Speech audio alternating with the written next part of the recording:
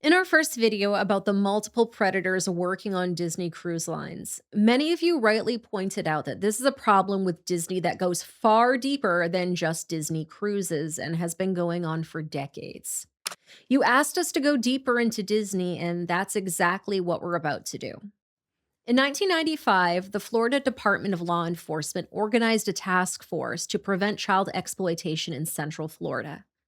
The mission was specific: work directly with theme parks, which drew enormous numbers of children every year and therefore attracted predators looking for access to them.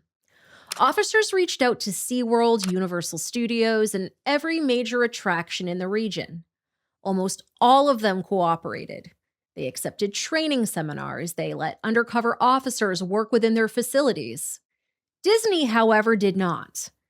According to officers who were part of the task force, as documented in the 1998 book called Disney, the Mouse Betrayed by Peter and Rochelle Schweitzer, Disney blocked the task force efforts at every turn. A senior official named Doug Riemann told the Schweitzers that Disney resisted allowing surveillance agents into the park. A separate officer named Matt Irwin confirmed a Disney security employee had personally been interested in the training seminars the task force was offering, but that idea had been killed by someone above him in the company. In 1996, the daughter of a Japanese travel bureau agent told investigators she had twice witnessed a Disney water park employee exposing himself. Disney officials confronted the man who matched her description and fired him. Then, according to the Schweitzers, they waited 7 hours before calling the sheriff's office. There was no opportunity to make an arrest. By then, the offender and the witnesses had both left. That book came out in 1998. It was not widely read. The issues it raised did not get national attention for another 16 years. In the summer of 2014, CNN reporters spent 6 months pulling police and court records and talking to law enforcement and a number of the men who had been caught. What they found was that since 2006, at least 35 Disney employees had been arrested and accused of crimes involving children. The charges covered attempting to meet a minor for sex and possession of CSAM. Universal had seen 5 of its own employees arrested in that same period, and SeaWorld 2 of its employees. By the time of publication, 32 of those cases had resulted in convictions. 2 of the arrests had occurred on Disney property. Both were for possession of CSAM. None of the cases involved children who were visiting the parks. These were people whose working lives placed them around children and were arrested for crimes they sought to commit elsewhere. Which raises a question. If the task force that tried to cooperate with Disney in 1995 had been allowed in, how many of those 35 arrests might have come earlier? Among those 35, the jobs they held at Disney were not fringe positions. Among them were a service manager who oversaw ride repairs at the Magic Kingdom, concierge at one of the Animal Kingdom lodges, a night shift custodial manager at a resort, a gift shop worker, a security guard, and a character actor in training to become a VIP tour guide. Robert Kingsolver was 49 years old.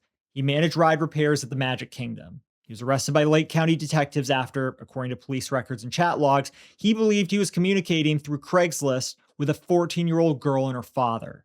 The pair was actually a single Lake County detective posing as the both of them. He showed up at the meeting location. In those chat logs, Kingsolver had written, "I work for Disney, so I love to see dads having fun with their daughters. I believe in treating a lady like a princess. I treat ladies with respect because that is how I hope my daughter gets treated." He told CNN after his arrest, "I'm not the monster that people are saying I am. I'm an honest guy that I thought was trying to help, and I thought I was trying to do the right thing." He pled not guilty to 2 charges: soliciting a child for sexual acts and traveling to meet a minor for unlawful sexual activity. 40-year-old Alan Treaster worked as a concierge at Disney's Animal Kingdom Lodge and had previously worked at the Toy Story ride. His online profile described him as a big teddy bear for younger Chaser. He showed up at an undercover location in July of 2014, believing that he was going to meet a 14-year-old boy. During a videotaped interrogation, Treaster told detectives he had met a teenage boy online 3.5 weeks before his arrest. He made the drive to Georgia, showed up at the boy's house, and took him to a hotel. When a detective asked him, "So you still went for that, to have sex with him, knowing he was 14 years old?" Treaster answered yes. Cedric Cuthbert was the night shift custodial manager at Disney's Port Orleans resort. He was arrested for downloading CSAM on his work computer. At the same time, he was writing a sermon for his church where he was the pastor. He pled no contest and was sentenced to 6 years in prison. Patrick Holgerson was 32. Disney had him playing characters and training for a VIP tour guide position. He exchanged explicit messages and nude images with someone he believed was a 13-year-old boy and the boy's uncle. When police arrived at the location where he had agreed to meet, he ran. During the interrogation video, he told detectives, "I work with kids. I love kids, and not in a bad way. I just have a strong connection with kids. I like working with kids. I just enjoy helping them grow." Then there was Paul Fazio, who worked at an Animal Kingdom Lodge gift shop. He was convicted of downloading videos described in court records as showing CSAM with adults and other children. And William Marrero Maldonado, who worked for Disney Security, he was arrested after investigators claimed he was downloading CSAM videos. The CNN investigation published in 2014 documented arrests going back to 2006. The stings continued after it ran. In 2016, a Polk County operation caught Jeffrey Eric Binder, a 26-year-old security guard at Disney World. He arrived at an undercover location expecting to have sex with someone he believed was a 14-year-old girl.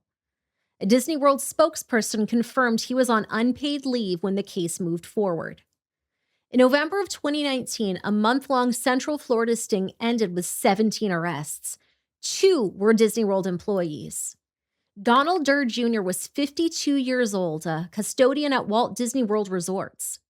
When investigators seized his tablet, they found 3 images of CSAM on it.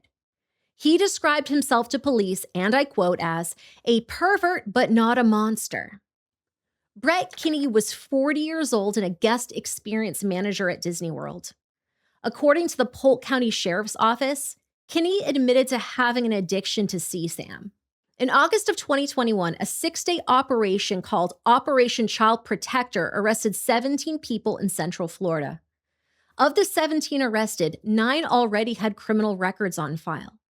Their combined charges came to 49 felonies and 2 misdemeanors. 3 of them worked at Disney World. 2 of the 3 were a married couple named Savannah Lawrence, who was 29, and Jonathan McGrew, who was 34. Both were custodians at Hollywood Studios.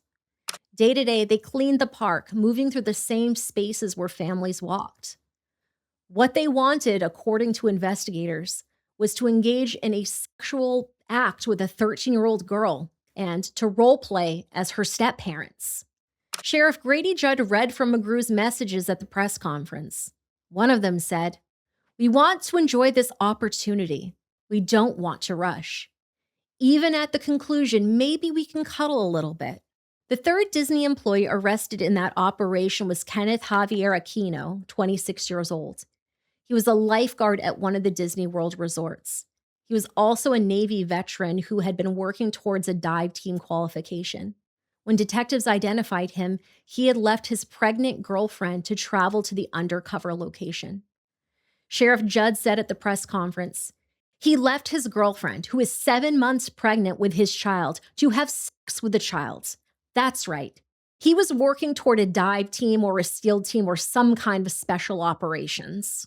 In March of 2022, an operation called Operation March Sadness 2 ran for 6 days and produced 108 arrests in Florida. Now, this was largely a sting that targeted Johns, but there were child predators that were thankfully caught as well.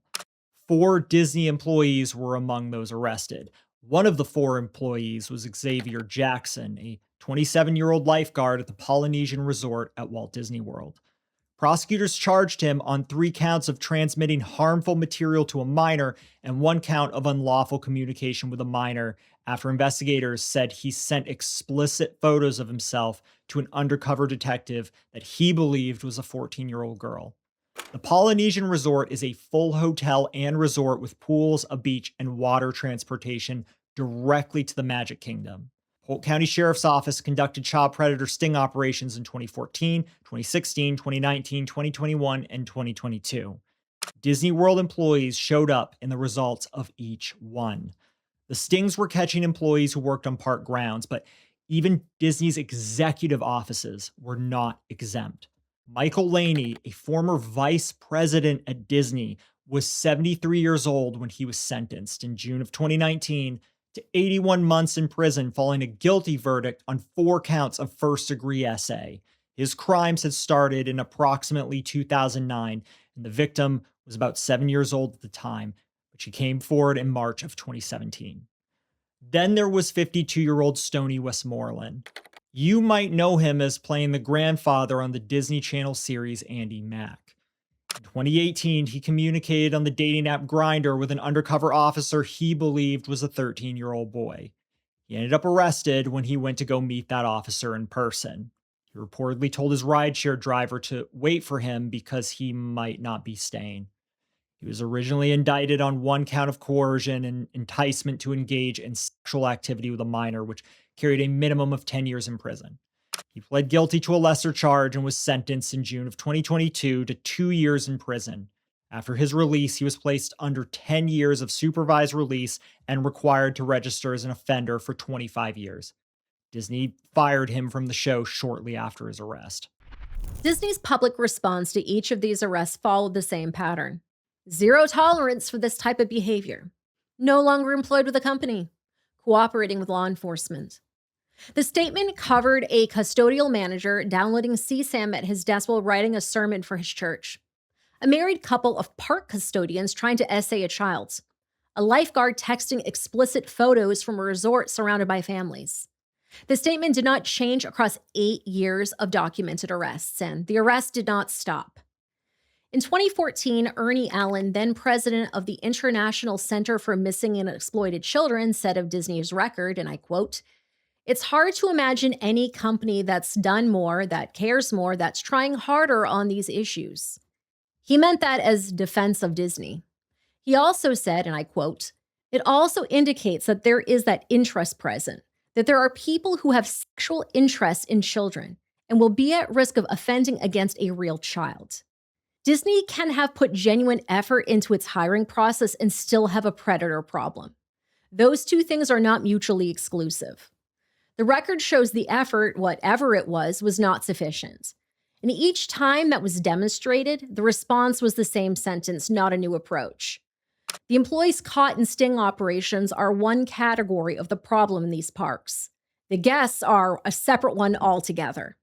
In Florida, state law does not outright ban convicted offenders from visiting theme parks once their probation is finished. Florida Statute 948.30 prohibits offenders of this type who are on active probation from visiting theme parks or playgrounds without the probation officer's approval. Florida Statute 856.022 prohibits them from loitering within 300 feet of a place where children congregate. But if an offender is off probation and they are not loitering, the law as written does not bar them from buying a ticket. Disney's own guest policies state the resort reserves the right to deny admission to its property. Defense attorney Richard Hornsby, who has represented clients on Florida's offender registry, told reporters that some of his clients had Disney season passes revoked after the company became aware of their status. But Disney, Universal, and SeaWorld all declined to publicly share the specifics of how they identified registered offenders among their millions of annual visitors. Here's what's confirmed. Gerald Humans was 52 years old and had been designated a predator following a 2004 conviction for exposing himself to a child in Palm Beach. He held a Disney annual pass and was later arrested by Orange County deputies after they said he exposed himself to a child at Aquatica, which is a SeaWorld Orlando water park. That case raised the public question directly. Can offenders visit these parks? Disney, Universal, and SeaWorld offered no answer, and their policies were not disclosed, and their screening methods were not disclosed. In mid-2023, a man named Justin Colmo was arrested in Florida. According to details from a federal case presentation obtained by Forbes, Cuomo had visited Disney World in Orlando with a GoPro camera attached to his body. He filmed children inside the park, and he also filmed children at Elise One Middle School. He then fed that footage into an AI image generator. Thousands of clips of children on rides, walking through the park, and standing in line with their families. Using that model, he produced CSAM from the footage of the children who had no idea they were being recorded. Cuomo was also separately facing charges for the harm of his two daughters, the covert recording of minors, and moving CSAM through the dark web.